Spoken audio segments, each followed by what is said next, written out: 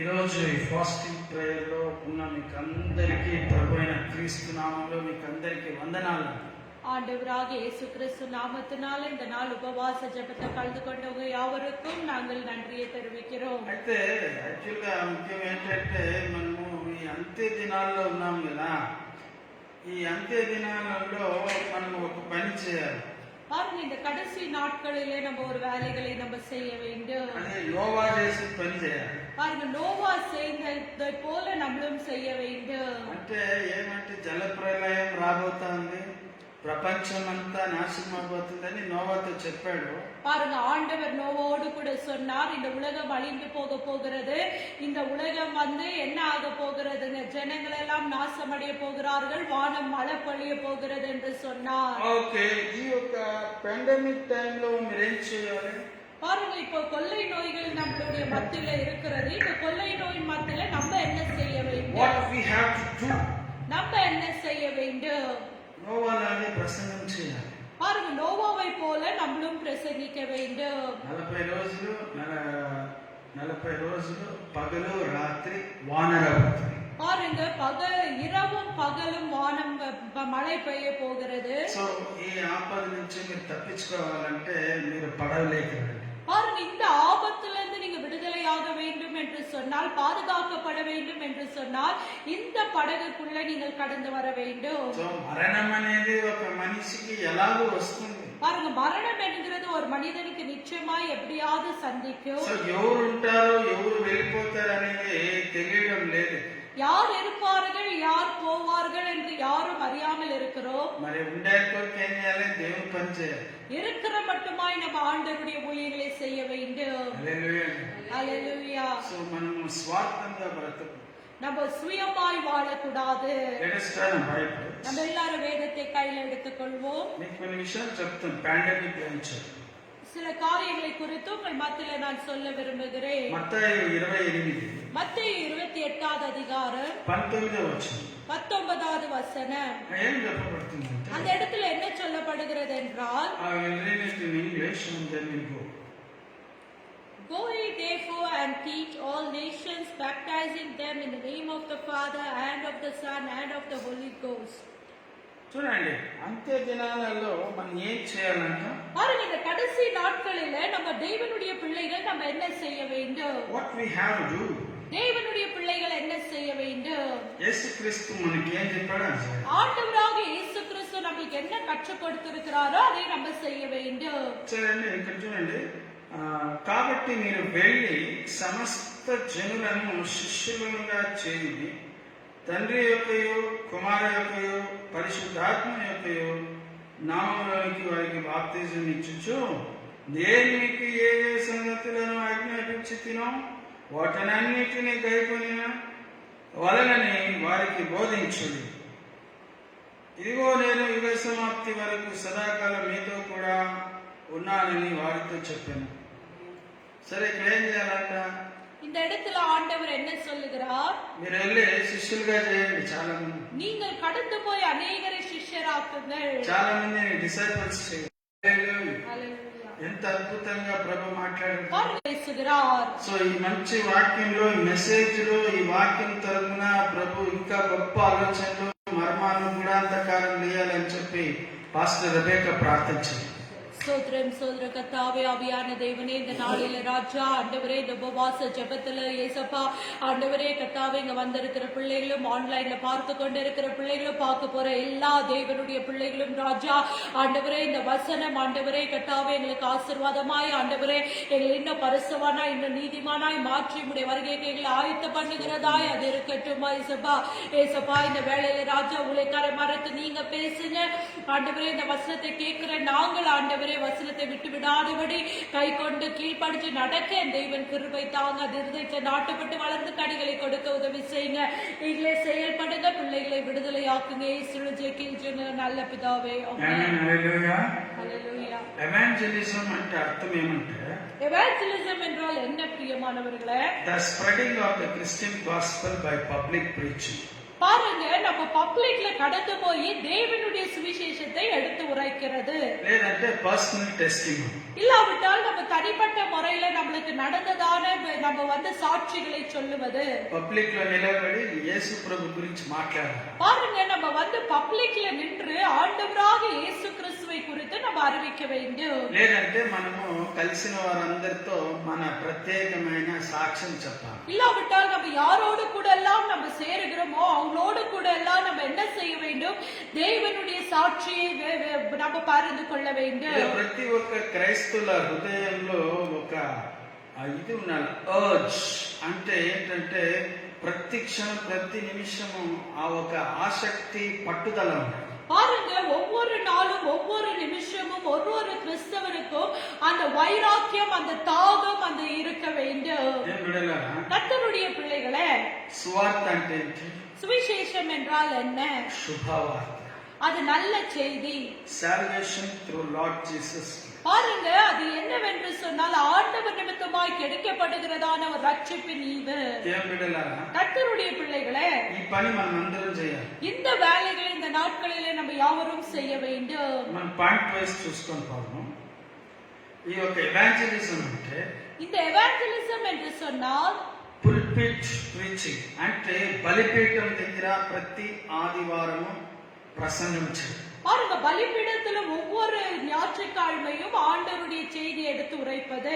అది చర్చ్ అయినా కావచ్చు, లేదా బయట బలిపీఠం మీద స్టేజ్ చేసి ఆ స్టేజ్ లో బలిపీఠం పెట్టి ఒక కూడికలు ఏర్పాటు చేసి అక్కడైనా ప్రసంగించు. பாருங்க, ஒருவேளை அது சபையின் பலிபீடமா இருக்கலாம், இல்லாவிட்டால் நீங்க பாக்குறீங்க சுவிசேஷம் இடத்துல மைதானத்துல அநேக இடங்களில அவங்க பலிபீடத்தை ஆயத்த பண்ணி அந்த இடத்துல தேவனுடைய செய்திகளை எடுத்து உரைக்கிறதை கர்த்தருடைய பிள்ளைகளே. இரண்டாவதாக டோர் டு டோர் பிரீச்சிங். பாருங்க, நம்ம கதவு வீடு வீடாய் கடந்து போய் பிரசங்கிப்பது. ஹல்லேலூயா. இதுதான் நோவா செய்த ஒரு காரியம். அவர் ஒவ்வொருத்தர் இடத்திலையும் அவர் பிரசங்கித்தார். இன்னைக்கு நம்மளும் இந்த கடைசி நாட்களில் அதுதான் செய்ய வேண்டும். ஏன் நம்ம இதை செய்ய வேண்டும்? ஜனங்கள் நன்றா இருக்க. பாருங்க, இந்த நாளில எனக்கு சுவிசேஷத்தை சொன்னதுனால இந்த நாளில நான் நன்றாய் இருக்கிறேன். నాకు సువార్త చెప్పకపోతే నేను ఎప్పుడో తాగిపోతాడే, లేదా ఏదో ఒక క్రైమ్ చేసి సెంట్రల్ జైలుకి పోయి ఎప్పుడో ఉరి శిక్ష కూడా వచ్చింది. ஒருவேளை எனக்கு யாரும் சுவிசேஷம் சொல்லி இல்லாவிட்டால் நான் ஒரு குடிகாரனா இருந்திருப்பேன், இல்லாவிட்டால் ஒரு தற்கொலையோ செய்து, இல்லாவிட்டால் சென்ட்ரல் ஜெயில இருந்து ஒரு தூக்கு தண்டனை கூட எனக்கு வந்திருக்கலாம். చాలా మంది చచ్చిపోతారు జైలు. இன்னைக்கு அநேகர் ஜெயில பாக்குறோம், அநேகர் மரித்து போய் கொண்டிருக்கிறார்கள். ஒருவேளை எனக்கு சுவிசேஷம் யாரும் சொல்லி இல்லனா அதுல நான் கூட ஒரு நபராய் இருந்திருப்பேன். Everybody take an opportunity who is online, offline, door to door preaching opportunity. பாருங்க, இன்னைக்கு ஆன்லைன்ல பார்த்து கொண்டிருக்கிற நீங்களும், பார்க்க போற நீங்களும், இந்த இடத்துல ஜெபத்துல அமர்ந்திருக்கிற நீங்களும் நம்ம வீடு வீடாய் கடந்து போய் தேவனுடைய சுவிசேஷத்தை எடுத்து உரைக்கிற நாட்களில் இருக்கிறோம். மூடோதி லைஃப் ஸ்டைல் preaching. பாருங்க, மூன்றாவதாக நம்ம லைஃப் ஸ்டைல் பிரீச்சிங் என்று சொல்லப்படுகிறது. லைஃப் ஸ்டைல் பிரீச்சிங் అంటే லைஃப் ஸ்டைல் பிரீச்சிங் என்றால் என்ன? మనల్ని 10 మంది అబ్జర్వ్ చేస్తారు. ஒரு 10 பேர் நம்மளை கவனித்துக் கொண்டே இருப்பார்கள். இவங்க கிறிஸ்டியன்ஸ், இவங்க கிறிஸ்தவர்கள், இவங்க சர்ச்சுக்கு போறாங்க, இவங்க சபைக்கு போகிறவர்கள், பிரேயர் செய்றாங்க, இவங்க ஜெபிக்கிறவர்கள். இந்த சாட்சி எல்லாம் இவங்களுடைய சாட்சி எப்படிப்பட்டதாக இருக்கிறது? Society is observing. பாருங்க, நம்ம பக்கத்துல இருக்கிற சொசைட்டி நம்மளை பார்த்து கொண்டே இருக்கிறது, கவனித்துக் கொண்டே இருக்கிறது. అప్పుడు మన ఇంట్లో ఏమేమి ఉండకూడదు, మనల్ని అందరూ చూసేటప్పుడు మన ఇంట్లో గలాట్లు. பாருங்க, நம்ம பிறர் நம்மளை கவனித்துக் கொண்டு இருக்கிற நேரத்துல நம்ம வீட்டுல நம்ம எப்படி இருக்க வேண்டும்? ஒரு தேவனுக்கு பிரியமில்லாத காரியங்கள் நம்ம வீட்டுல இருக்க கூடாது. முக்கியமாக சண்டைகள் நம்ம வீட்டுல காணப்படக்கூடாது. நம்ம வீடு எப்படியா இருக்க வேண்டும்? அமைதியாய் காணப்பட வேண்டும். మన అక్కపక్కలో మన సొసైటీలో అబ్జర్వ్ చేస్తాం. பாருங்க, நம்ம அக்கப்பக்கத்துல இருக்கிற வீட்டார் நம்ம சொசைட்டி வந்து நம்ம வீட்டை கவனித்துக் கொண்டே இருப்பார்கள். దేవుని బిడ్డలు ఎలా ఉన్నారు? பாருங்க, ஆண்டவருடைய பிள்ளைகள் எப்படியாய் நம்ம இருக்கிறோம். మంచిగా ఉన్నారు. అబ్బాయిలు సైలెన్స్. பாருங்க, இவங்க எப்பொழுதுமே இந்த வீடு அமைதியாய் காணப்படுகிறது என்று சொல்வார்கள். ఎవరికి ఏ ప్రాబ్లం பாருங்க, நம்ம வந்து பிரச்சனைகளை உருவாக்குறவர்களாய் அந்த இடத்துல காணப்படக்கூடாது.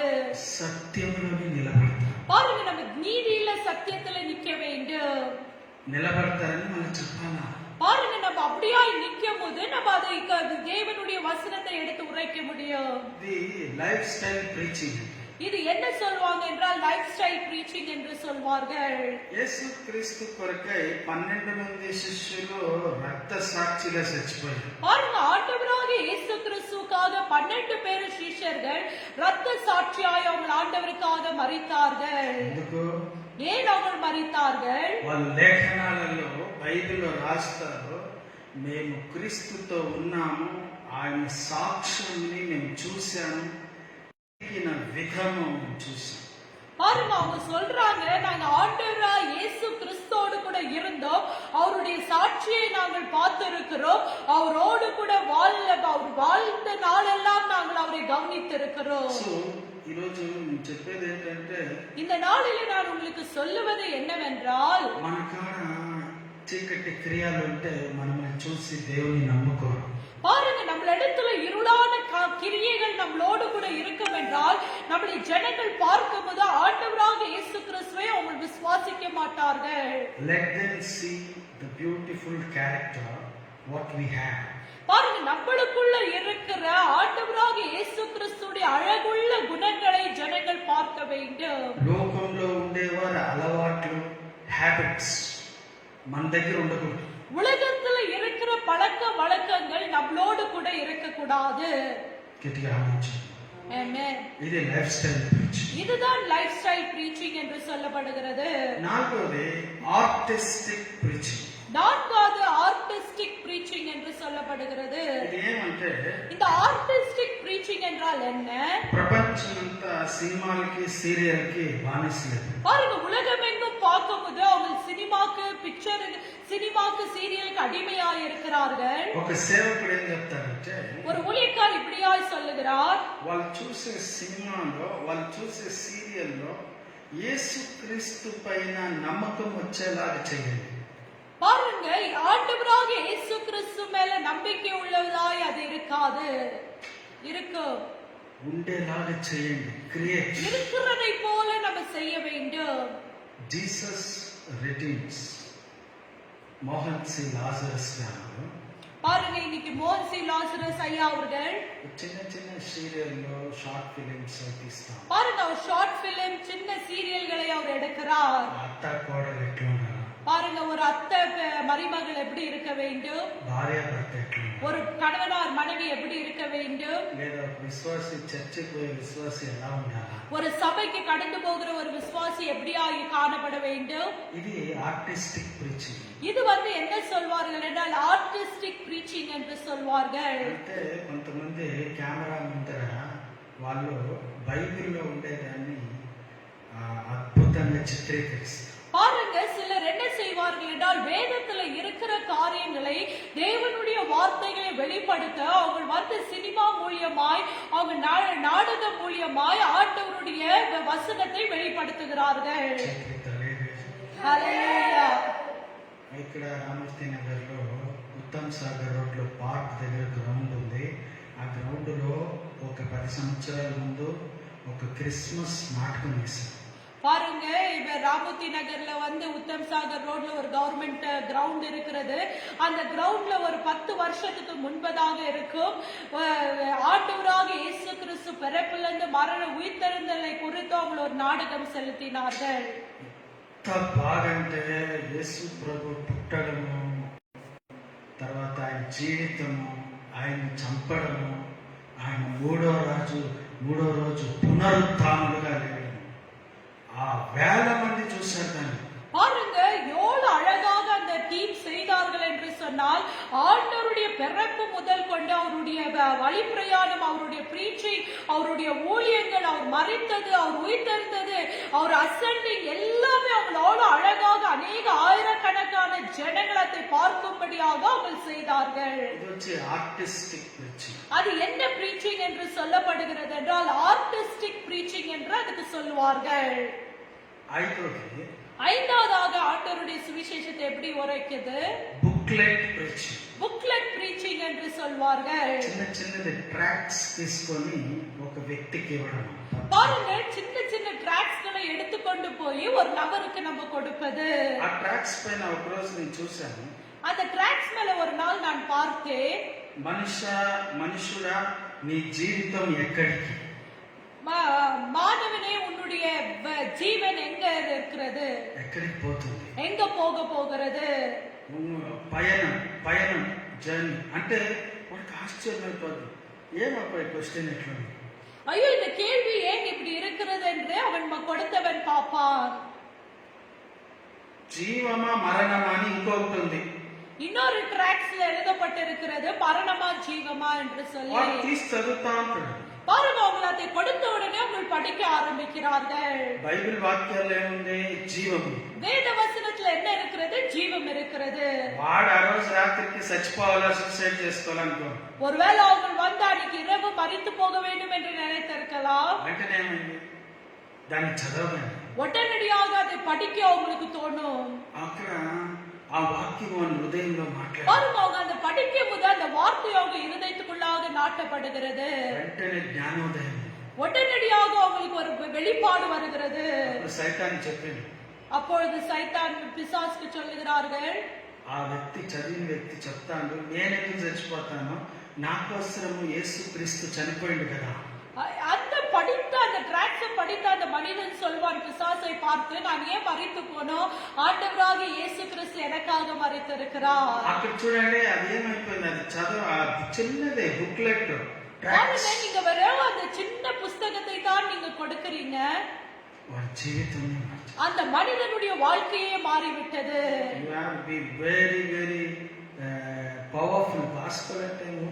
பாருங்க, சுவிசேஷம் என்றால் அது மிகவும் வல்லமை நிறைந்ததாய் அது இருக்கிறது. ప్రతి ఒక్కరు వాడేది ఏమంటే నెక్స్ట్ పాయింట్, 6th పాయింట్. பாருங்க, ஆறாவதாக நம்ம ஒவ்வொருத்தரும் இந்த நாளில என்ன பயன்படுத்தி கொண்டிருக்கிறோம்? Internet preaching. ఇంటర్నెట్ ప్రీచింగ్ பயன்படுத்தி கொண்டிருக்கிறோம். ఈ రోజు మనం Facebook live, YouTube live, WhatsApp లో వీడియోస్, ఇవన్నీ సోషల్ మీడియా, ఇంటర్నెట్ ప్రీచింగ్. பாருங்க, இந்த நாளில வந்து நம்ம என்ன செய்கிறோம்? Facebook, ஆன்லைன், யூடியூப், ஜூம் என்று சொல்லி அநேக இன்டர்நெட் பிரீச்சிங் ஆரம்பித்திருக்கிறோம். దీని ద్వారా అనేకుల్ని మీరు సంధించవచ్చు. பாருங்க, இது நிமித்தமாய் கூட நீங்கள் அநேகரை ரட்சிப்ப சுவிசேஷத்தை எடுத்து உரைக்கலாம். యేసుక్రీస్తు గురించి తెలియదు, ఏదో ఊరు పెట్టుకో, ఒక 1000 కిలోమీటర్స్ దూరం, ஒரு 1000 கிலோமீட்டர் தூரத்துல ஏதோ ஒரு ஊர் இருக்கிறது. ఆ ఊర్లో ఒక దేవుని వాక్యం నువ్వు పోయి చెప్పాలి. அந்த ஊர்ல நீங்க தேவனுடைய வார்த்தையை போய் சொல்ல வேண்டும். ఎంత దూరం అని పాత్రం, எவ்வளவு தூரம் என்று நீங்கள் செல்ல முடியும்? ఎక్కడ చూసినా కరోనా వైరస్, எங்க பாரு கொரோனா வைரஸ் இருக்கிறது, பேண்டமிக் இருக்கிறது. కాబట్టి ஆகையால் కోవిడ్ இருக்கிறதுனால ఆ మెసేజ్ వీడియోని వాళ్ళకి షేర్ చేస్తే 1000 కిలోమీటర్స్ వాడే ఫోన్ కి వెళ్ళిపోతుంది. பாருங்க, நீங்க அந்த மெசேஜ் வீடியோஸை வந்து நீங்க ஷேர் பண்ணும்போது அவங்க போனுக்கு அந்த வீடியோஸ் கடந்து போகிறது. கர்த்தருடைய பிள்ளைகளே, ஒரு சகோதரி என்ன செய்தார்கள்?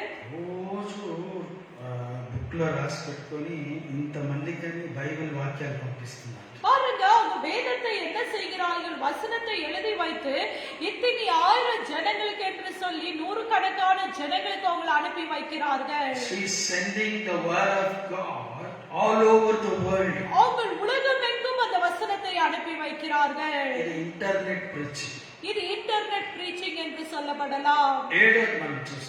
ஏழாவதாக relationship breaching. Relationship breaching. Relationship అంటే ரிலேஷன்ஷிப் என்றால் என்ன? ప్రేమగా మాట్లాడు. பாருங்க, நம்ம அன்பாய் பேசுகிறது, వాళ్ళని దగ్గర తీసుకున్నప్పుడు அவங்களை அன்பாய் நம்ம அழைத்துக் கொள்வது, ఆ ప్రేమ వారితో మాట్లాడు. பாருங்க, நம்ம காண்கிற அந்த அன்புல அந்த வசனம் அவங்களுக்கு வெளிப்படுகிறது. యేసుక్రీస్తు ஆண்டவராக இயேசு கிறிஸ்து ఆయన శిష్యుల్ని అంత బాగా ప్రేమించారు. அவருடைய சிஷ்யர்களை அவ்வளவு அழகாக அவர் நேசித்தார். అందుకే వాళ్ళు ఆయన కోసం చచ్చిపోయారు. ஆகையால் தான் நாங்கள் அவருக்காக மரித்தார். So this is also very important. இது நம்மளுக்கு ரொம்ப முக்கியமான ஒரு காரியம். రిలేషన్షిప్ అంటే ఎవరు అనుకుంటారు మీరు? ரிலேஷன்ஷிப் என்றால் யார் என்று நீங்கள் நினைக்கலாம். మీ భాష కాదు, உங்களுடைய பாஷை அல்ல, మీ జాతి కాదు, உங்களுடைய ஜாதி ஜனங்கள் அல்ல, మీ రక్త సంబంధికులు కాదు, உங்களுடைய ரத்த சம்பந்தம் அல்ல, ఎవరో அது யாரோ உங்களை அறியாதவர்கள். వాళ్ళ భాష ఏదో, அவங்க பாஷை வேறா இருக்கும், వాళ్ళ జాతి వేరేదో, அவங்க வேற ஜாதி ஜனத்தார்கள், వాళ్ళ పద్ధతులు వేరే, వాళ్ళ డ్రెస్సులు వేరే, వాళ్ళ భోజనాలు వేరే, వాళ్ళ నడతలు వేరే. அவங்க ட்ரெடிஷனல் வேற, அவங்களுடைய போடுகிற துணிகள் வேற, அவங்களுடைய நடக்கைகள் வேற, அவங்களுடைய செயல்கள் வேற, அவங்களுடைய ஆகாரங்கள் வேற. ఒరిస్సా కొండల్లో చూసినట్లయితే వాళ్ళ డ్రెస్సులు, వాళ్ళ భోజనాలు, వాళ్ళ ఇల్లులు అంతా డిఫరెంట్ గా ఉన్నాయి. ஒரிசா தேசத்துக்கு நான் போயிருக்கும் போது அவங்க பாஷை வேறா இருந்தது, அவங்களுடைய துணிகள் வேறா இருந்தது, அவங்க வந்து ட்ரெடிஷனல் வேற, ஆகாரம் வேறா இருந்தது. கர்த்தருடைய பிள்ளைகளே, వాళ్ళతో కలిసి அவங்களோடு கூட இணைந்து జీసస్ గురించి చెప్పి ஆண்டவருடைய சுவிசேஷங்களை சொல்ல వాళ్ళు హల్లెలూయా అని పాటలు పాడారు. அவங்க அல்லேலூயா என்று பாடலை பாடினார்கள். వాళ్ళతో భోజనం చేసి அவங்களோடு ஆகாரத்தை புசித்து మళ్ళీ వచ్చేసి திரும்பி நாங்கள் வந்தோம். అక్కడ ఏం ఇచ్చినామంటే ప్రేమ. அந்த இடத்துல நாங்கள் போய் என்ன செய்தோம்? தேவனுடைய அன்பை வெளிப்படுத்தினோம். చేతులెత్తాలి. ஹalleluya.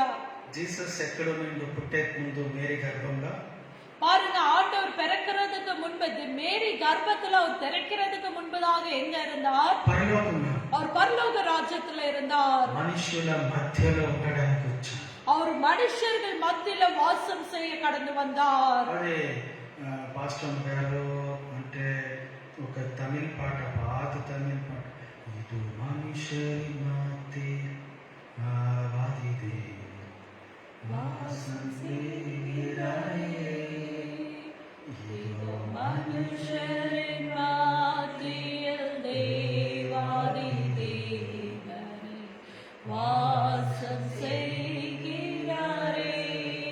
ఎంత బాగుంది చూడండి పాట. பாருங்க, எவ்வளவு நன்றாக இந்த பாடல் இருக்கிறது. యూదా వంశంలో పుట్టాడు. அவர் யூத வம்சத்துல பிறந்தவர். ఆ వాగ్దాన పుత్రుడు. அவர் வாக்கு தத்தத்தின் தகப்பன். ఒక కన్య స్త్రీ గర్భం ధరించి బిడ్డను కనులు, అతనికి ఇమ్మానుయేల్ అని పేరు పెట్టాలా. ఆ మాట ప్రకారమే యేసయ్య ప్రవక్త చెప్పిన ప్రకారమే యేసు ప్రభు 1000 సంవత్సరాలు అయిన తర్వాత పుట్టాడు. பாருங்க, அவர் வந்து ஒரு குமாரன் பிறப்பான் என்று சொல்லி 1000 வருஷத்துக்கு முன்பதாக சொன்னது போல அந்த கன்னிய கர்ப்பத்தில் அவர் பிறந்து வந்தார். அவர் பிறந்தார். ఎందుకు? ఈ లోకంలో ఉండే ప్రజలతో ఆయన బ్రతికాడు. பாருங்க, இந்த உலகத்துல வாழுகிற ஜனங்களோடு கூட அவர் வாழ்ந்தார். ఆయన చచ్చిపోయేంత వరకు ఆ 12 మంది శిష్యులతోనే அவர் மரித்து போகிற மட்டுமாய் அந்த 12 சீஷர்களோடு கூடவே இருந்தார். ఆ శిష్యులకి యేసు ప్రభుకి అంత మంచిగా ఒక రిలేషన్షిప్. பாருங்க, அந்த சீஷருக்கும் ஆண்டவராகிய இயேசு கிறிஸ்துக்கும் ஒரு நல்ல ஐக்கியம் இருந்தது. ఒకరోజు గలీలియా సముద్రం దగ్గర పోతాం. ஒரு நாள் கலிலியா சமுத்திரத்திடத்துல கடந்து போனார். అక్కడ పేతురు చేపలు పట్టాడు. அந்த பேதுரு மீன் பிடித்துக் கொண்டிருந்தார். రాత్రంతా చేపలు పట్టాడు. இரவெல்லாம் அவங்க மீன் பிடித்துக் கொண்டிருந்தார்கள். மீன் கிடைக்கவில்லை. அவர் வந்து ஒரு மாதிரி சோர்ந்து போயிருந்தார். ఒక పాట డీజీఎస్ దినకరణయ్య పాట పాడతారండి. డీజీఎస్ దినకరణయ్య ஒரு అழகான ஒரு பாடலை பாடுகிறார். చాలా బాగుంటుంది పాట. సోర్ந்து పోగాదే మననే సోర్ந்து పోగాదే సోర్ந்து పోగాదే మననే సోర్ந்து పోగాదే கர்த்தரை அழைத்த தேவன்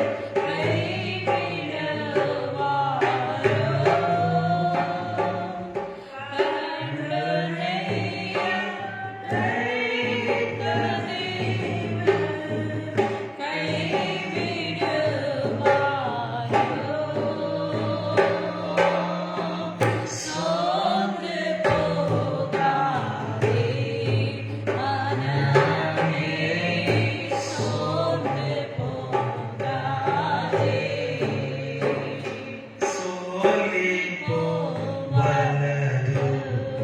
మనసా సోలిపోవలదు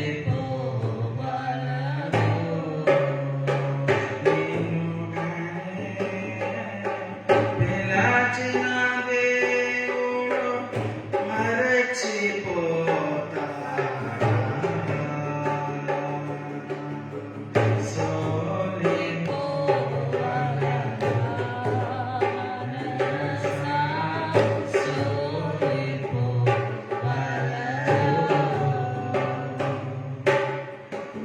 மனசு சோலிப்போகுது. பாருங்க, நம்மளுடைய மனது சோர்ந்து போக கூடாது. ஹல்லேலூயா, ஹல்லேலூயா. అక్కడ ఒక ప్రపంచంలోనే ఏం జరిగింది, రన్నింగ్ రేస్ లో ఫస్ట్ ప్లేస్ వచ్చింది ఒలింపిక్స్. பாருங்க, உலகத்துல ஓடி போய் ஒலிம்பிக்ல முதல் மாணவனாய் வருகிறார். ప్రపంచంలో ఒలింపిక్స్ లో గోల్డ్ మెడల్ కొట్టడం అంటే అంత ఈజీగా. உலகத்துல ஒரு கோல்டு மெடல் ஒலிம்பிக்ல வாங்கணும் என்று சொன்னால் அது லேசான காரியம் அல்ல. అందరూ అడిగిండు, ఏం ఈసారి గోల్డ్ మెడల్ కొట్టిన, ఏం కారణం? நீ கோல்டு மெடல் இந்த தார வாங்கி இருக்கிறாய், நீ பெற்றிருக்கிறாய், என்ன காரணம் என்று கேட்பார்கள். The reason for my victory in this Olympics is my failure in the last Olympics. பாருங்க, லாஸ்ட் ஒலிம்பிக்ல நான் தோற்று போனேன், ஆகையால் இந்த ஒலிம்பிக்ஸ்ல நான் ஜெயித்திருக்கிறது அதுதான் காரணம் என்று சொல்வார்கள். అంటే ఏమి, ఓడిపోతే అంతటితో లాస్ట్ అనుకోకుండా మళ్ళా ప్రాక్టీస్ చేశాడు, ఛాలెంజింగ్ చేశాడు, లోపల విల్ పవర్ ని స్ట్రాంగ్ చేసుకున్నాడు, దేవుడి మీద ఆధారపడ్డాడు, మళ్ళా పరిగెత్తాడు. பாருங்க, அவங்க தோற்று போனதுனால அவங்க சோர்ந்து போகவில்லை, அவங்க திடமனதாய் அவங்க பலனடைந்து அவங்க மறுபடியும் பிராக்டிஸ் செய்து மறுபடியும் அவங்க அந்த ஒலிம்பிக்ஸ் கேமுக்கு என்டர் ஆகி அந்த ஒலிம்பிக் கேம்ஸ்ல ஓடி மறுபடியும் அவங்க வின் ஆகி அந்த திடமனதோடு வில் பவரோடு அந்த கோல்டு மெடலை அவங்க பெற்றுக்கொண்டார்கள். ఫెయిత్ సెంట్రల్ చర్చ్ లో ఎంతమంది విశ్వాసులు వెళ్ళిపోయారని కాదు, பாருங்க, ஃபெய்த் சென்ட்ரல் சர்ச் சபையில எவ்வளவு விசுவாசிகள் சபையை விட்டு போனார்கள் என்று சொல்லுகிறது முக்கியம் அல்ல. మనం దేని గురించి ఆలోచించాలి? நம்ம எதை குறித்து ஆலோசிக்க வேண்டும்? ఎవరందరినీ దేవుడు కొత్తగా ఫ్యామిలీస్ ని చర్చ్ లో చేర్పించబోతారు, யாரெல்லாம் ஆண்டவர் புதிதான ஆத்துமாக்களை சபைக்கு கொண்டு வருகிறார்கள் என்கிறது முக்கியம். మన మినిస్ట్రీ ఈ ఒక లాక్డౌన్ ఫ్రీ అయిన తర్వాత ఏ రేంజ్ కి, ఏ లెవెల్ కి వెళ్తుంది? பாருங்க, இந்த லாக்டவுன் கிளியர் ஆன உடனே நம்மளுடைய ஊழியங்கள் அடுத்த எந்த லெவலுக்கு நம்ம போக வேண்டும், எப்படி போக வேண்டும் என்று சொல்லுகிறதை நம்ம சிந்திக்க வேண்டும். పేతురులాగా సోలిపోయి కూర్చుంటే అవదు. பாருங்க, பேதுருவை போல நம்ம சோர்ந்து போக கூடாது. యేసుక్రీస్తు ఒక మిరాకిల్ చేస్తున్నాడు. பாருங்க, ஆண்டவராக இயேசு கிறிஸ்து அற்புதத்தை செய்கிறவர். పేతురుకి చేపలు దొరికింది మిరాకిల్ కాదు, యేసు ప్రభు ఆయన దగ్గరికి వచ్చాడు, అదే పెద్ద మిరాకిల్. பாருங்க, பேதுருக்கு ஏராள மீன்கள் கிடைத்தது அற்புதம் அல்ல, ஆண்டவராக இயேசு கிறிஸ்து அவரை தேடி அவர் இடத்துல வந்தார் பாருங்க, அதுதான் அற்புதம். యేసు ప్రభువే మిరాకిల్. ஆண்டவராக இயேசு கிறிஸ்து நம்மளோடு இருப்பதே ஒரு பெரிய அற்புதம். ఈ చేపలు గీపులన్నీ మళ్ళా సెకండ్ స్టోరీ అది. பாருங்க, இரண்டாவது கதை தான் மீன்கள் ஏராளமாய் கிடைக்கிறது. చాలా మంది నన్ను అడుగుతారు, నీ దగ్గర ఏముంది, నీ దగ్గర ఏముంది, ఎంత గోల్డ్ పెట్టినావు, బ్యాంక్ లో ఎంత డబ్బులు పెట్టినావు? నా ఫ్రెండ్స్ అందరూ వాళ్ళకి ఇష్టము, ఎప్పుడు సూటు బూటు టై వేసుకుంటాను కదా, ఎప్పుడు బాగా బ్యాంక్ లో ఎన్ని లక్షలు పెట్టినాము, ఎంత గోల్డ్ ఉంది, ఎంత ప్రాపర్టీ చేసావు అని అడుగుతాను. என்னுடைய நண்பர்கள் எல்லாம் என்ன செய்வார்கள் என்றால், என்னை எப்பொழுதுமே அவங்க டை சூட்ல பிளேசர்ல பாக்குறதுனால அவங்க என்ன நினைக்கிறார்கள் என்றால், என்னிடத்துல எப்போதும் அவங்க கேட்பது உண்டு, பேங்க்ல எவ்வளவு லட்சடா வச்சிருக்கிற, எவ்வளவு கோல்டு இருக்கிறது, என்னெல்லாம் சேர்த்த என்று சொல்லி என்னிடத்துல எப்பொழுதும் கேட்பார்கள். చాలా ఉందిరా పెట్టడానికి చోటే లేదు. நான் அவங்க இடத்துல சொல்வது எனக்கு நிறைய இருக்கிறது, ஆனா வைக்க இடம் இல்லை என்று சொல்லுவேன். అయితే నువ్వే వచ్చి తీసుకో, ஆனா உனக்கு தான் அது வைத்திருக்கிறேன், நீ வாங்கிக் கொள்ள வேண்டும் என்று. ఎప్పుడు వస్తావు చెప్పు, నెక్స్ట్ వీక్ వస్తావా? நீ எப்ப வருகிறாய்? அடுத்த வாரம் வருவாயா? చేతులే తలలేదు, ஹல்லேலூயா. వాళ్ళు నన్నే చూస్తాం, அவங்க என்னையே பார்த்து கொண்டிருப்பார்கள். బ్యాంక్ బ్యాలెన్స్ జీరో, என்னுடைய பேங்க் பேலன்ஸ் ஜீரோவா இருக்கிறது, నాకంటూ ఏది లేదు, என்னக்கென்று எதுவுமே எனக்கு இல்லை. ఇప్పుడు ప్రెసెంట్ ఏమంటే చర్చ్ ఒకటి ఉంది, இப்போது நான் சொல்ல வேண்டும் என்றால் சபையை கொடுத்திருக்கிறார். చర్చిలో బాగా సేవ చేసుకోవాలి. இந்த ஆண்டவர் கொடுத்திருக்கிற இந்த ஊழியத்துல நான் நன்றாக ஊழியங்களை செய்ய வேண்டும். చేతులెత్తి హల్లెలూయా చెప్పండి. ஹalleluya హల్లెలూయా. ஹalleluya. నాకంటూ ఏమీ లేదు, எனக்கென்று எதுவும் இல்லை. నాకుండేదంతా యేసు. எனக்கு இருக்கிறது யார் தெரியுங்களா? ஆண்டவராக இயேசு கிறிஸ்து. హల్లెలూయా. ஹalleluya. ఏం పెట్టుకొని ఏం తీసుకోవాలంటే பாருங்க, நம்ம வைத்துக்கொண்டு எண்ணத்தை எடுத்துக்கொண்டு போகிறோம். మంచిగా సేవ చేసి చచ్చిపోవాలి. நம்ம செய்ய வேண்டியது என்ன? ஆண்டவருக்காக ஊழியங்களை செய்ய வேண்டும், மரித்து போக வேண்டும். నాకుండే ఒకే ఆశ, బాగా సేవ చేయాలి, చనిపోవాలి. எனக்கு இருக்கிற ஒரே விருப்பம் என்னவென்றால் நன்றாக ஆண்டவருக்காக ஊழியத்தை செய்ய வேண்டும், மரித்து போக வேண்டும். ஹalleluya హల్లెలూయా. ஹalleluya. ఇదే వచ్చి నా భార్యకు కూడా ఉండాలని నాకు ఇష్టం. என்னுடைய மனைவி கூட இந்த வாஞ்சை இருக்க வேண்டும் என்று நான் விரும்புகிறேன். నా ఇద్దరు కొడుకులు డేవిడ్ సిమియోన్ కూడా మంచి మినిస్ట్రీ చేసేది నేను చూడాలి. என்னுடைய பிள்ளைகள் டேவிட் சிமியோனு கூட தேவனுடைய ஊழியங்களை செய்கிறதை நான் பார்க்க வேண்டும் என்று வாஞ்சிக்கிறேன். వాళ్ళు బాగా చక్కగా పాటలు పాడి వర్షిప్ చేయాలి. அவங்க நன்றாக ஆண்டவருடைய பாடல்களை பாடி கர்த்தரை ஆராதிக்க வேண்டும். హెవెన్లీ ప్రెసెన్స్, గాడ్స్ ప్రెసెన్స్ ని సంఘంలోకి దింపాలట. அவங்க பாடும்போது தேவனுடைய பரலோகத்துல இருக்கிற ஒரு பிரசன்னத்தை அவங்க பூமிக்கு கொண்டு வர வேண்டும். ఆకాశం తెరవబడి పెంతెకోస్తు రోజులో వచ్చిన అగ్ని అభిషేకము వాళ్ళు ఆరాధన చేస్తా ఉంటే దిగాలి. பாருங்க, அவங்க ஆராதிக்கும் போது பரலோக ராஜ்யத்துல இருக்கிறதான அந்த அக்கினி அபிஷேகம் பெந்தகோஸ்து நாட்களில் ஆண்டவர் பொழிந்தது போல அவங்க ஆராதிக்கும் போது பொழிய வேண்டும். ఇదే నా కోరిక. அதுதான் என்னுடைய மன விருப்பம். దేవుని బిడ్డలారా, கர்த்தருடைய பிள்ளைகளே, ఈ రీతిగా సోలిపోయిండు పేతురు అక్కడ చేపలు దొరక. பாருங்க, மீன் கிடைக்கல என்று பேதுரு சோர்ந்து போகிறார். దేవుడు వచ్చి ஆண்டவர் வந்து சொல்லுகிறார், ఇప్పుడు ఎక్కుతాను. இப்பொழுது நீ படகை ஏறு. పేతురు అంటాడు, రాత్రి అంతా చిక్కలే, ఇప్పుడేం చెప్తుంది? எனக்கு இரவெல்லாம் மீன் கிடைக்கல, இப்ப என்ன மீன் கிடைக்க போகுது? నువ్వు మాట్లాడేది స్టాప్ చేయి. మన క్రిస్టియన్స్ దగ్గర ఇదే పెద్ద ప్రాబ్లం. நம்ம கிறிஸ்தவங்கிட்ட இதுதான் பெரிய ஒரு பிரச்சனையா இருக்கிறது. నా కూతురు నేను ఎట్టు సాగుతావు, నువ్వు ఎట్టు సాగుతావు అంటే ఫస్ట్ పెళ్లి చేయ్యా, మళ్ళా సాగుతాను. பாருங்க, என்னுடைய மகளை நீ எப்படி வாழ வைப்பாய், எப்படி வாழ வைப்பாய்? నా పెళ్లికి ఇదే ఛాలెంజ్ ఉంది. என்னுடைய திருமணத்துக்கு கூட இதுதான் ஒரு சேலஞ்சா இருந்தது. ఎట్లా సాగుతావు, ఎట్లా సాగుతావు, ఎట్లా సాగుతావు?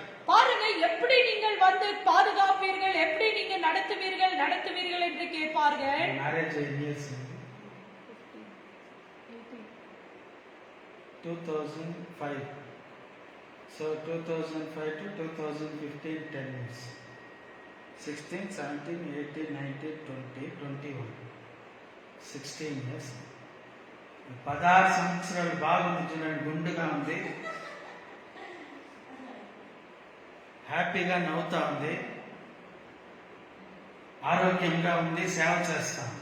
பாருங்க, அவங்க பாக்குறதுக்கு உண்டா இருக்கிறார்கள், அவங்க சிரித்து கொண்டு இருக்கிறாங்க, சந்தோஷமா இருக்கிறாங்க, தேவனுடைய ஊழியங்களை செய்து வருகிறார்கள். అది ఏం లేదండి, మనం దేవుడి పైన భారం వేస్తే ఫ్యామిలీని ఆయన జరుగుతుంది. பாருங்க, நம்ம ஆண்டவர் மேல் பாரத்தை போடும்போது அவர் குடும்பத்தை நடத்துகிறவராய் இருக்கிறார். ஹalleluya. ఇక్కడ చూడండి, God will open many doors. பாருங்க, ஆண்டவர் என்ன செய்வார்? அநேக வாசல்களை திறக்கிறவராய் இருக்கிறார். నేను ఎప్పుడు చెప్పేది ఒకటే, మీరు ఉండే మాదిరే ఉండరు, దేవుడు చాలా ద్వారములు తెరుస్తాడు. நான் எப்பொழுதுமே சொல்லுகிற வார்த்தை இதுதான், நீங்கள் இருக்கிற வண்ணமாய் இருக்க மாட்டீர்கள், ஆண்டவர் அநேக வாசல்களை திறக்கிற தேவனாய் இருக்கிறார். పేతురుతో చెప్పిండు, ఎక్కయ్యా ధోనిను. பாருங்க, பேதுரு இடத்துல சொன்னார், நீ படகை ஏறு என்று சொல்லி. రాత్రంతా చిక్కలే, నేను రాను, எனக்கு இரவெல்லாம் கிடைக்கல, நான் வர மாட்டேன் மாதிரி మొండిగా ఆన్సర్. ஒரு மாதிரி அவர் வந்து சோர்ந்து போய் அவர் ஒரு கடினமாய் ஆண்டவருக்கு உத்தரவு கொடுக்கிறார். దేవుడు ఏం చెప్తున్నాడు? ஆண்டவர் என்ன சொல்லுகிறார்? அமைதியாக இருங்கள். Come and see the miracle. நீ வந்து படகை ஏறி நீ வா, நீ அற்புதத்தை பார் என்று சொல்லுகிறார். బోట్లో కొనుక్కుంటానే ఎక్కినా, அவர் வந்து பொறுமுறுத்து கொண்டே அந்த படகுல ஏறினாரா? వలే இப்போ வந்து வலையை நீ வீசு என்று சொல்லுகிறார். ఇప్పుడు వేస్తా నీకు రా. ఎవరు? పేతురు.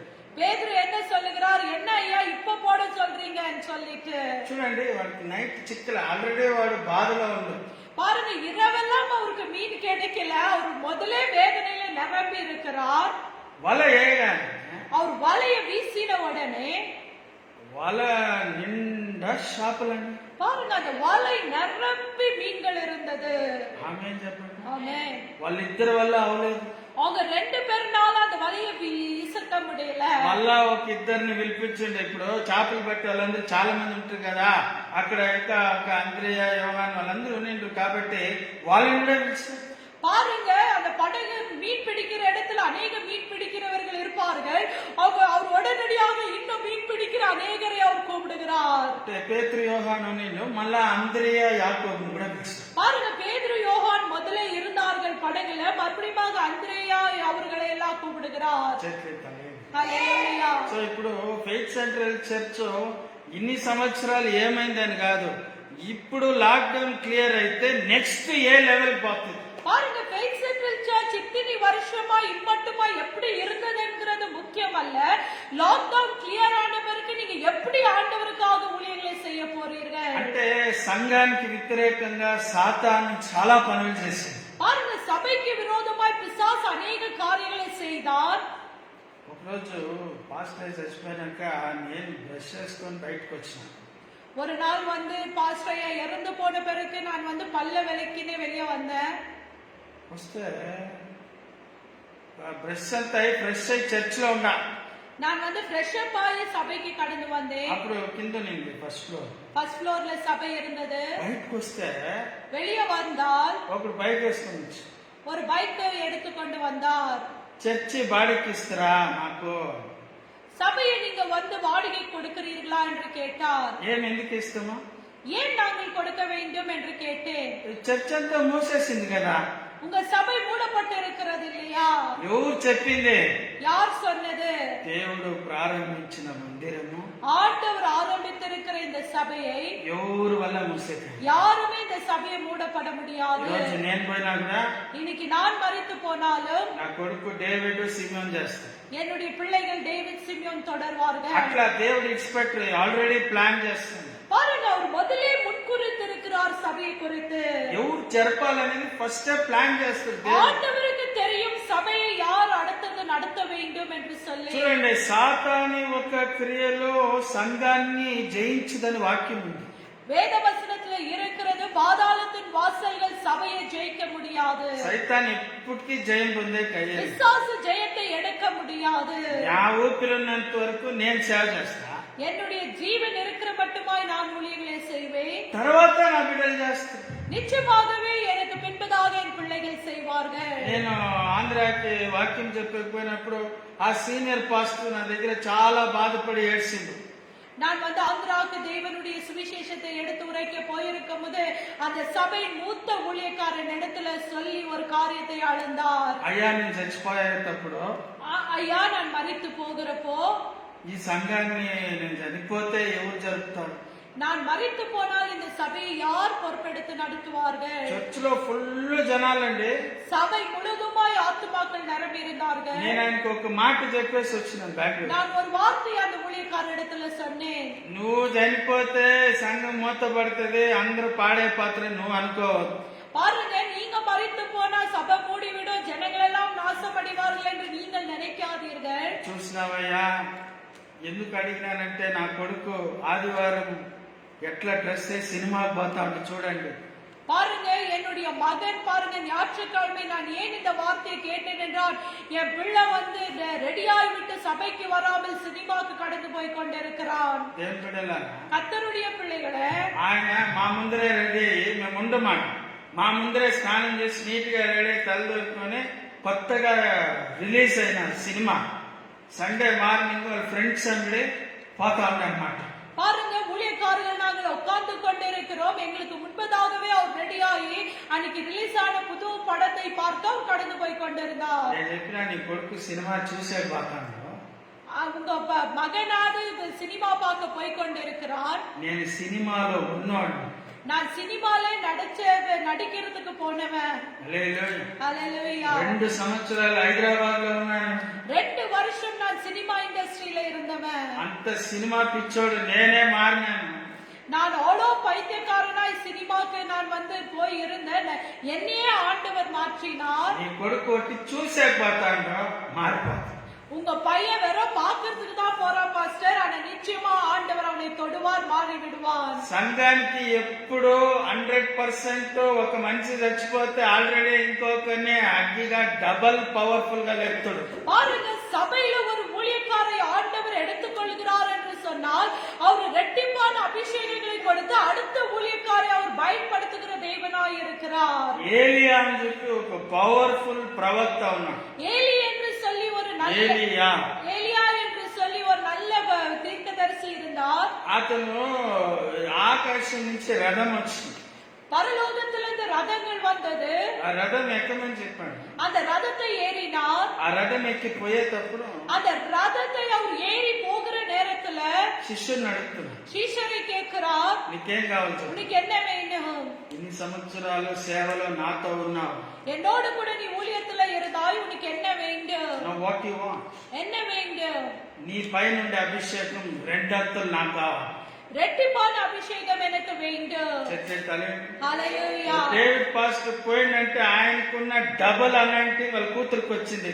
பாருங்க, டேவிட் பாஸ்டர் இறந்து விட்டு இருந்தாலும் பாருங்க அதனுடைய ரெட்டிப்பான அபிஷேகம் அவங்க மகளுக்கு வருகிறது. ఆయన చేసే ప్రసంగాలు సేవల కన్నా ఇప్పుడు పవర్ఫుల్ గా చేస్తాను. பாருங்க, ஊழியக்கார் பேசின வார்த்தைகளை காட்டிலும் இன்னும் பவர்ஃபுல்லாக இவங்க பேசுகிறார்கள். ఆయనకు పుట్టిన బిడ్డే కదా. பாருங்க, அவங்களுக்கு பிறந்த பிள்ளை அல்லவா. అప్పుడు ఆయన చనిపోయేటప్పుడు నోరు కూడా తెరచలే. பாருங்க, அவங்க மரித்து போகிற நேரத்துல அவங்க மௌனமா இருந்தார்கள். ప్రేయర్ కూడా చేయలే. அவங்க ஜெபங்களை கூட அதிகமாய் செய்வதில்லை. సైలెంట్ గా ఒక మూలలో కూర్చుంటాను. அவங்க அமைதியாய் சபையில உட்காருவார்கள். ఫాస్టింగ్ ప్రేయర్ లో ఏదో ఒక చిన్న ప్రేయర్ ఇస్తారు అంతే. பாருங்க, உபவாச ஜெபத்துல ஒரு சின்ன ஜெபத்தை செய்வார்கள். చేస్తే తలేలేదు. హల్లెలూయా. నేను చర్చికి వచ్చినప్పుడు ఫస్ట్ టైం చూసినా. ఎప్పుడో 1 నెల 2 నెలలు అయిన తర్వాత వచ్చింది. பாருங்க, சபையில நான் ஒரு 2 months அப்புறம் அவங்களை பார்த்தேன். విలియమ్స్ టౌన్ లో పాస్టర్ అమ్మాచి దగ్గర ఉండిందో స్టెల్లాంటి వాళ్ళు ఇంట్లో ఉందో నాకు తెలీదు. ఫస్ట్ టైం వచ్చింది. ఆ రోజు ఫ్రైడే. பாருங்க, முதல் தடவையாய் நான் பாஸ்டர் அம்மா பார்க்கும்போது வெள்ளிக்கிழமையாய் இருந்தது. நான் చూసింది ఆ రోజు ఫ్రైడేనే చూసాను. அன்னைக்குதான் அந்த இடத்துல நான் அவங்களை பார்த்தேன். పాస్టర్ ప్రేయర్ ఇచ్చింది. పాస్టర్ ఎవరు జెబத்தை கொடுத்தார். అదే బ్లూ కలర్ వెల్వెట్ చుడిదారు పుట్టికే గుర్తుంది. ఆ వేసుకొని ఒక ప్రేయర్ చేసింది అన్నమాట. ఒకే ఒక ప్రేయర్. బ్లూ కలర్ వెల్వెట్ చుడిదాரை போட்டு அவங்க ஜெபித்துக் கொண்டிருந்தார்கள். నేను అందరిని అడుగుతాను, ఎవరు ఈమె? நான் எல்லார் இடத்துலயும் పిల్ల ఎవరు? நான் எல்லார் இடத்துலயும் கேட்டேன், இந்த சகோதரி யார் என்று. పాస్టర్ కూతురు. பாஸ்டருடைய மகள் என்று ఓ சொன்னாங்க. అప్పుడు తెలిసిందే పాస్టర్ కూతురు. அப்பொழுதுதான் எனக்கு தெரியும் இவங்க பாஸ்டருடைய மகள் என்று. హల్లెలూయా. హల్లెలూయా. ఈ రోజు అంత సైలెంట్ గా ఉండి చాలా సైలెంట్ గా ఉండేదన్నమాట చర్చ్ లో. பாருங்க, அவங்க సభையில அவங்க தகப்பன் இருக்கும்போது அவங்க மிகவும் మౌనமா இருந்தாరు. నేను అలెక్స్ ఇక్కడ జోసెఫ్ మేమంతా ఎక్కువ తిరుగుతా అరుచుకుంటా ప్రార్థనలు వాక్యం గలాట్లు చేశాను. బట్ అంత సైలెంట్ ఉంది, ఎవరు అనుకోలే. பாருங்க, நானும் ஜோஷ்வாவும் அலெக்ஸும் இந்த இடத்துல இருந்தோம். நாங்கள் மிகவும் கெலட்டா பண்ணிக்கொண்டு நாங்கள் சத்தமிட்டு கொண்டு சுத்தி கொண்டு இருப்போம். ஆனால் இவங்க அமைதியா இருப்பார்கள். లోకం నుంచి వచ్చిన వాళ్ళు మాకు ఇంకా మార్పు రాలే, మేము చాలా అల్లరిగా ఉన్నాము. బట్ అంత సైలెంట్. అంతే చూడండి, అంత సైలెంట్ గా ఉన్నింది, ఎవరు అనుకోలే. ఇప్పుడు పాస్టర్ చనిపోయినాక అభిషేకము డబుల్ అయిపోయింది. பாருங்க, அவங்க அமைதியா இருந்தார்கள் தகப்பன் இருக்கும்போது. நான் ஊழியக்காரையா மறித்த பிறகு ரெட்டிப்பாக அவங்க ஊழியத்துல ஆண்டவர் பயன்படுத்தி வருகிறார். ఎవరు చరిత్ర అంటే కన్న కూతురే చెరుపుద్ది. பாருங்க, யார் சபையை நடத்துவாங்க, யார் சபையை நடத்துவார்கள் என்று சொல்லிக் கொண்டிருந்தார்கள். இன்னைக்கு அவர் பெற்றெடுத்து அவங்க மகளே சபையை நடத்துகிறார்கள். యాక్చువల్ గా పెద్ద ముట్టాలు ఎవరు తెలుసు? ఆయన చనిపోతానే 10 మందిని పిలిపించి ప్రసంగాలకి నిలబెట్టిండ్రు చూడు. పనులు చేసే పెద్ద ముట్టాలు. సొంత కూతురు ఉంది, కూతురు పైన అభిషేకం ఉంది. లేవియ వంశము బిడ్డలు చేస్తారని రాయలేదా బైబిల్లో? பாருங்க, வேத வசனத்தில் தெளிவாக எழுதப்பட்டிருக்கிறது, லேவியாகும் வம்சத்தார் அந்த ஊழியத்தை தொடர்ந்து செய்வார்கள் என்று சொல்லி. తండ్రి తండ్రి చచ్చిపోతే కూతుర్ని నిలబెట్టి వాక్యం చెప్పాలా. பாருங்க, ஒரு தகப்பன் மரித்து போகும்போது அந்த மனைவி அவங்க பிள்ளைகளை நிக்க வைத்து நம்ம தேவனுடைய வார்த்தைகளை எடுத்து உரைக்க வேண்டும். పాస్టర్స్ ఫ్యామిలీస్ చాలా మంది ఇక్కడ ఆన్లైన్ లో చూస్తాను. ஊழியக்கார் குடும்பங்கள் கூட நம்ம அநேகர் ஆன்லைன்ல பார்த்து கொண்டிருக்கிறோம். మీ బిడ్డల్ని దేవుని రాజ్యంలో అగ్గిగా లేపండి. உங்களுடைய பிள்ளைகளை தேவனுடைய ராஜ்யத்துக்கு அக்கினியா எடுத்து நீங்கள் பயன்படுத்துங்க. వాళ్ళ పైన పిలుపు ఉంది, అభిషేకం ఉంది.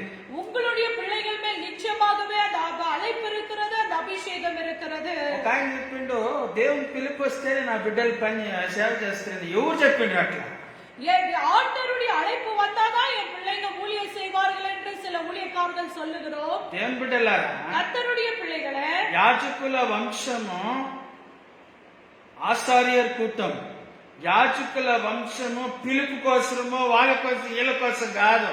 ఆల్రెడీ వాళ్ళ బ్లడ్ లో దేవుని కాలింగ్ అయ్యి ఆ తల్లి గర్భంలో దేవుడు యెరెమీయా మాదిరి బిడ్డనిచ్చేటప్పుడు డిసైడ్ అయిపోయింది, వాడు పుట్టినాక పాస్ట్ కావాలని. பாருங்க, லேவியாக வம்சம் என்கிற சொல்லுகிறது அவங்க பிள்ளைகள் அழைப்புக்காக காத்திருக்க வேண்டியது அவசியம் அல்ல. அந்த ரத்தத்திலே தாயின் கர்ப்பத்திலே அவங்க உருவாக்கும் முன்னே ஆண்டவர் அவங்களை வந்து ஒரு ஊழியக்காரனாய் தான் வெளியே கொண்டு வருகிறார். నేను పాస్ట్ కొడుకుని చూసినాను, బాగా జీన్స్ ప్యాంట్లు బూట్లు స్టైల్ స్టైల్ గా తిరిగేదానికి అలా పెంచి అలా చేస్తున్నారు.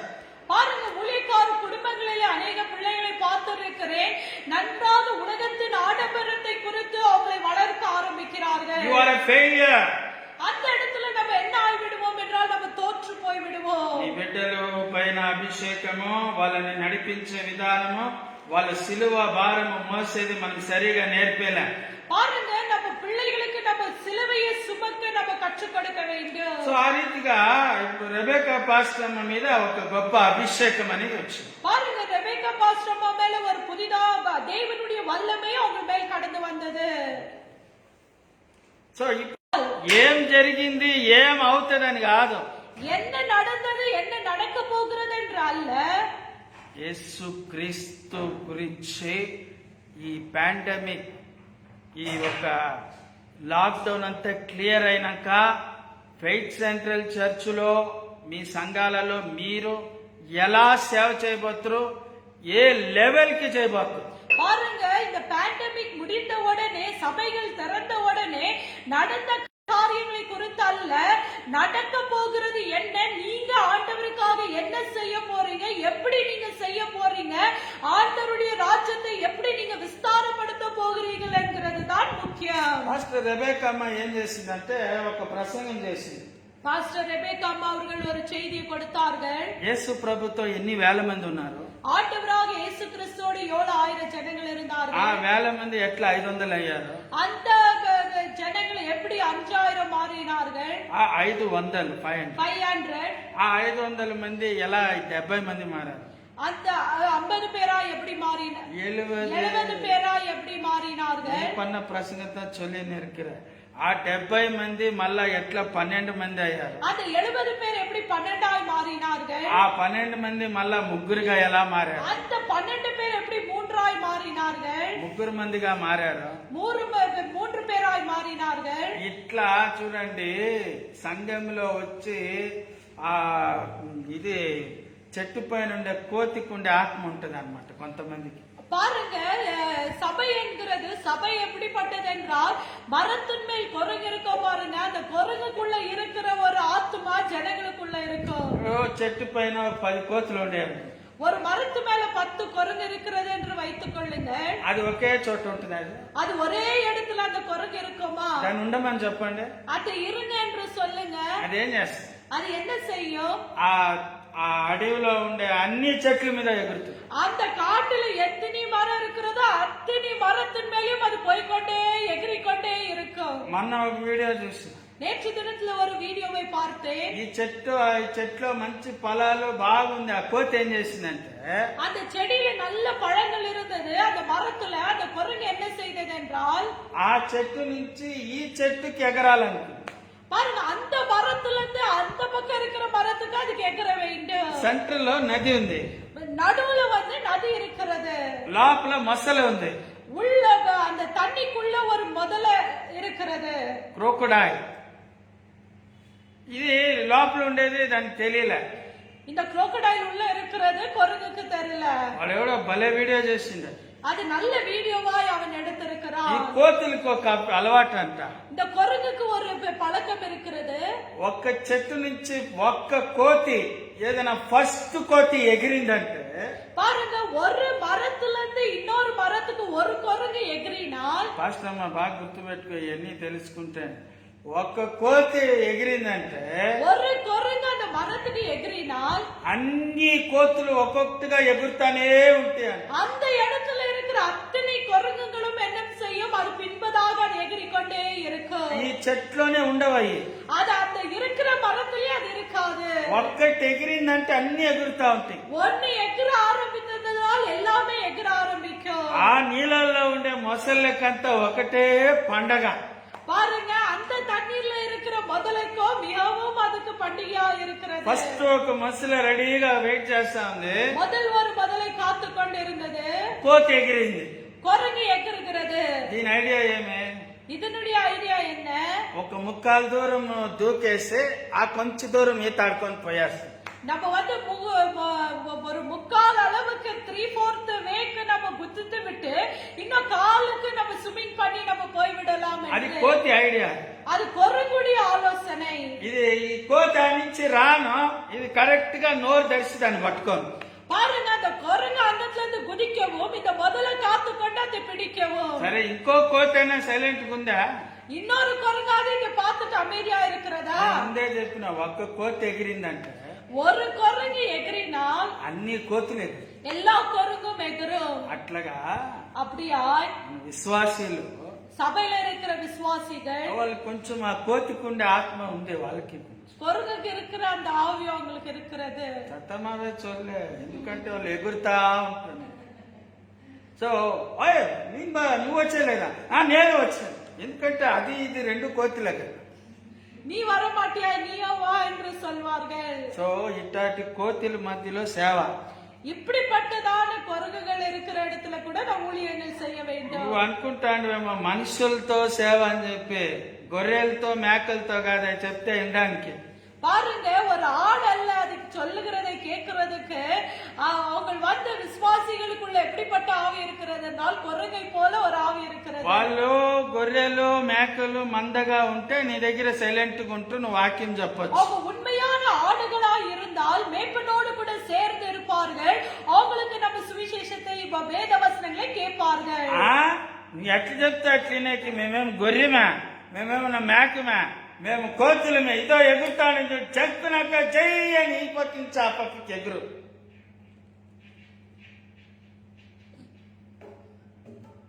ಬೈಬಲ್ ಏನಂತೆ? ಕುರಿಗಳು ಮರಿಗಳಂತ. ಇವ್ರೇನಂತ? ಇಲ್ಲ, ನಾವು ಕೋತಿಗಳು ಎಗರ್ತೀವಿ. ಅದಕ್ಕೆ ನೀನ್ ಯಾಕೆ ಕಲ್ತೀಯ? ಎಗರ್ಕೊಂಡು ಹೋಗ್ತವೆ ಅಷ್ಟೇ, ಏನ್ ಮಾಡಕ್ಕಾಗಲ್ಲ. ಕುರಿಗಳಾಗಿರೋದು ಇರುತ್ತೆ, ಕೋತಿಗಳಾಗಿರೋದು ಎಗರ್ಕೊಂಡು ಹೋಗುತ್ತೆ. பாருங்க, அவங்க உண்மையுள்ள ஆடுகளா இருந்தால் அவங்க மேய்ப்பனோடு கூட இருப்பார்கள். குரங்கை போல இருந்தால் அவங்க எகிரிக்கொண்டே இருப்பார்கள். వాళ్ళు మసాలు నోట్లోకైనా బాని, ఏ గూట్లోకైనా చేరుకొని మనకు అవసరం. பாருங்க, அவங்க ஒருவேளை முதலின் வாயில கூட சிக்கி கொள்ளலாம், கூண்டுல கூட சிக்கி கொள்ளலாம். அது நம்மளுக்கு தேவையில்லாதது. ఎగిరిన కోతుల గురించి మనం ఆలోచన చేయకూడదు. பாருங்க, இந்த குரங்கை போல எகிறுகிறவர்களை குறித்து நம்ம కవలైపడకూడదు. యెరెమీయాలో రాయబడినట్లు నీకివ్వబడిన మందని బాగా చూసుకో. பாருங்க, எரேமியால எழுதப்பட்டிருக்கிறது, உனக்கு கொடுக்கப்பட்டதான ஆடை நீ பாதுகாத்துக் கொள்ளு.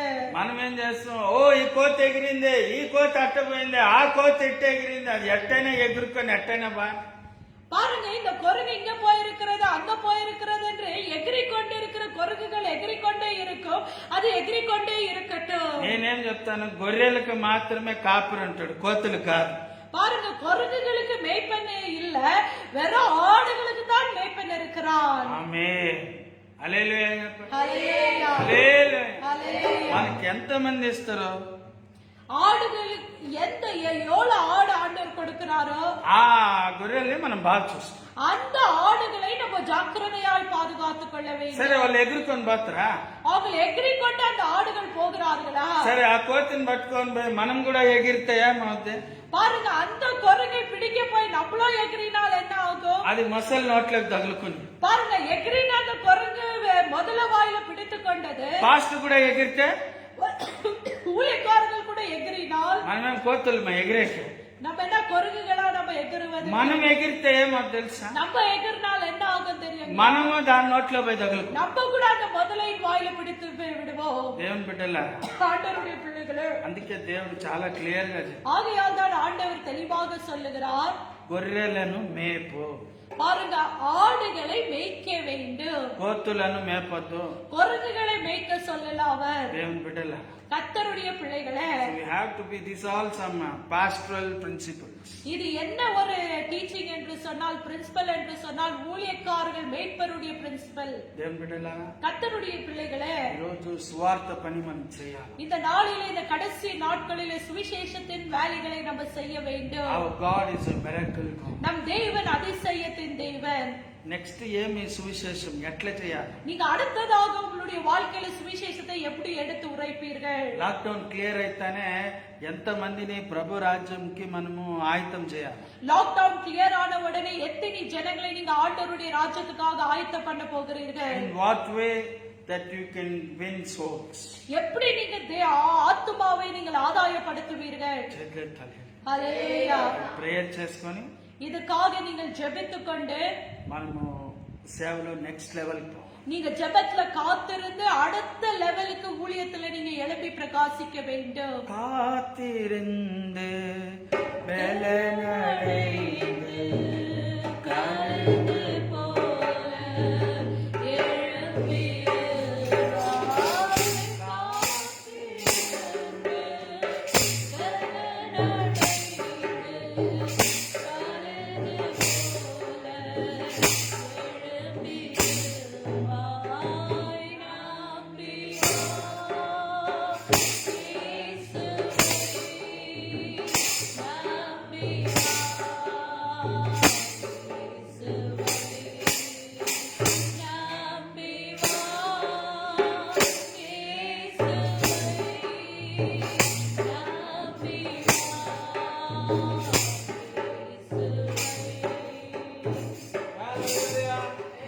హల్లెలూయా. నేను ఈ మెసేజ్ లో మిమ్మల్ని అందరినీ ఆశీర్వాదం చేస్తా ఉంటాను. நான் இந்த செய்தி நிமித்தமாய் உங்கள் யாவரையும் நான் ஆசீர்வதிக்கிறேன். లాక్డౌన్ క్లియర్ అయితేనే బయలుదేరండి. இந்த லாக்டவுன் கிளியர் ஆனவுடனே நீங்க மௌனமா இருக்காதீங்க. ஆண்டவருடைய சுவிசேஷத்துக்காக எழும்பி பிரகாசிங்க. ఇంకా third wave, fourth wave, fifth wave అన్ని వేవ్లు వచ్చి అందరూ సచ్చానే ఉంటారు. பாருங்க, இன்னும் 5th வேவ் வரலாம், 3rd wave, 4th wave, 5th wave வரலாம். நிச்சயமாக ஜனங்கள் மரித்து போய்க்கொண்டே இருப்பார்கள். ఈ లోపల ఆత్మల రక్షణ మనం చేయాలి.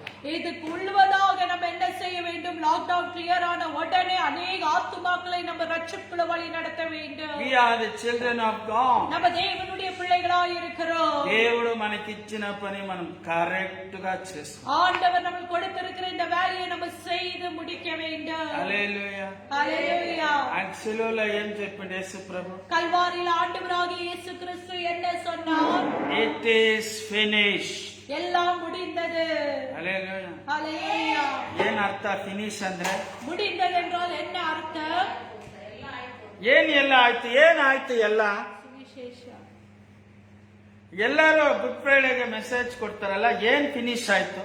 நம்ம எல்லாரும் நல்ல வெள்ளிக்கிழமையில முடிந்தது முடிந்தது என்று செய்தி கொண்டு சொல்லுகிறோம். என்ன அது முடிந்தது என்றால், యేసుకి ఇవ్వబడిన సేవ ఫినిష్ చేసి, ஆண்டவருக்கு கொடுக்கப்பட்ட ஊழியங்களை அவர் முடித்து விட்டார். హల్లెలూయా. ஹல்லேலூயா. మరి నాకు ఇచ్చిన సేవ నేను ఫినిష్ చేశానా? எனக்கு கொடுத்திருக்கிற ஊழியத்தை நான் முடித்திருக்கிறேனா? నీకు ఇచ్చిన సేవ నువ్వు ఫినిష్ చేసావా? உங்களுக்கு கொடுத்திருக்கிற ஊழியத்தை நீங்கள் முடித்திருக்கிறீர்களா? లేదా ఆన్లైన్ లో చూసాలో నేను అదే ప్రశ్న అడుగుతా, మీకు ఇవ్వబడిన సేవ మీరు ఫుల్ ఫినిష్ చేసిందా? இன்னைக்கு ஆன்லைன்ல பார்த்து கொண்டிருக்கிற பார்க்க போற உங்களை கூட கேள்வி கேட்கிறேன். உங்களுக்கு கொடுக்கப்பட்ட ஊழியங்களை நீங்கள் செய்து முடித்திருக்கிறீர்களா? లేదా సెంటర్ లోనే ఎగిరిపోతుంది. இல்லாவிட்டால் நீங்க நடுவுலயே அதை வந்து நிறுத்தி வைத்திருக்கிறீர்களா? చాలా మంది మధ్యలో సేవని ఆపేసి చచ్చిపోతారు. அநேகர் வந்து நடுவுலயே ஊழியங்களை நிறுத்தி விட்டு மரித்து போகிறார்கள். ఎందుకు? లోకాశ. ஏனென்றால் உலகத்துல விழுந்து விடுகிறார்கள். నువ్వు ఎప్పుడైతే సేవ వదిలిపెట్టి లోకం వైపు వెళ్తున్నావో అక్కడే నీ సేవలో మధ్యలో తెగిపోయిందని అర్థం చేసుకో. பாருங்க, நீங்க எப்பொழுது ஊழியத்தை விட்டு உலகத்தின் பக்கம் திரும்புகிறீர்களோ அப்பொழுது நீங்கள் திறந்து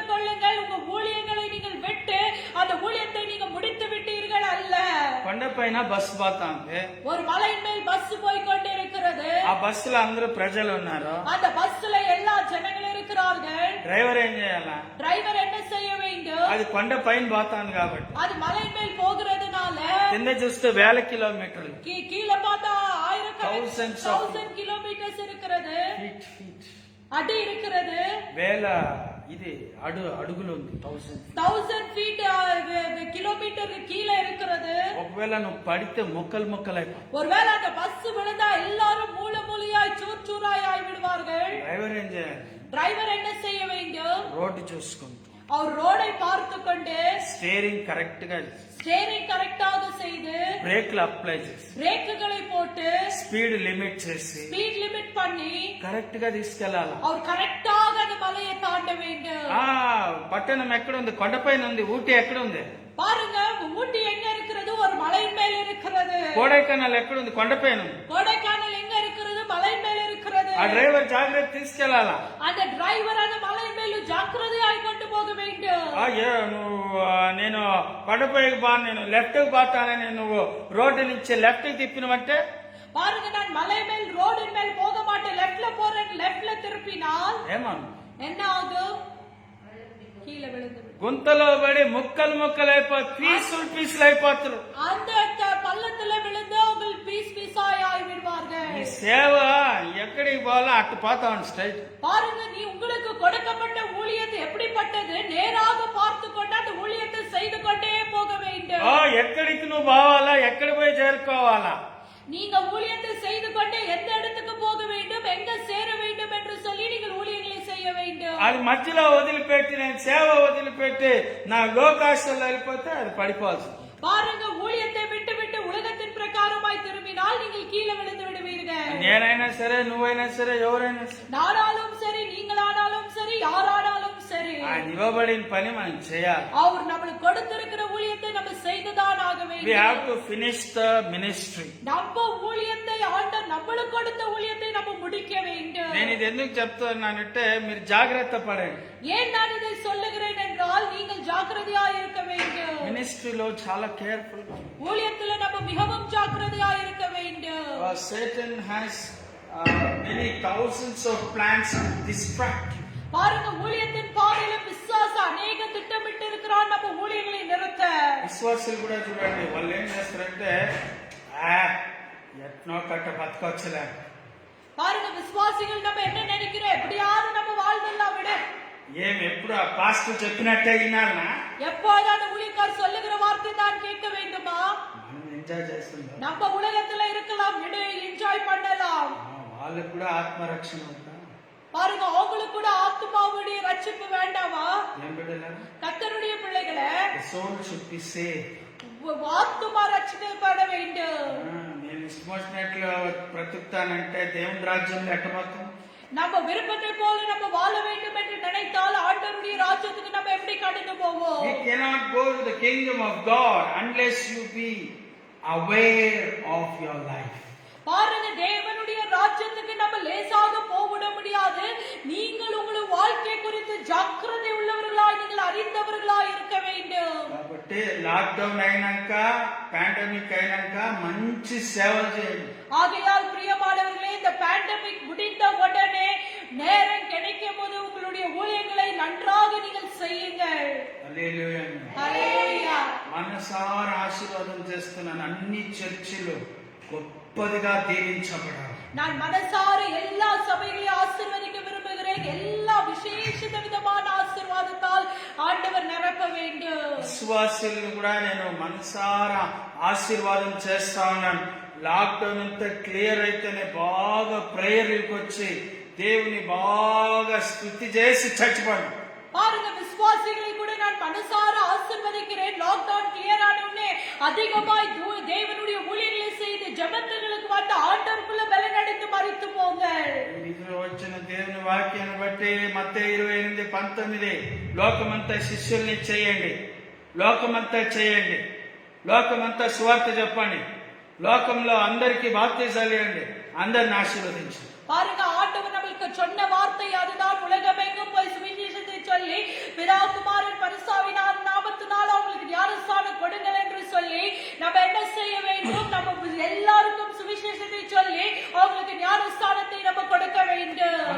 కండ్లు మూసి తలలు ఉంచుకుందాం. நம்மெல்லாரும் கண்களை மூடி தலைகளை வணங்குவோமா? పాస్టర్ రెబెకా గారు ప్రార్థన చేస్తారు.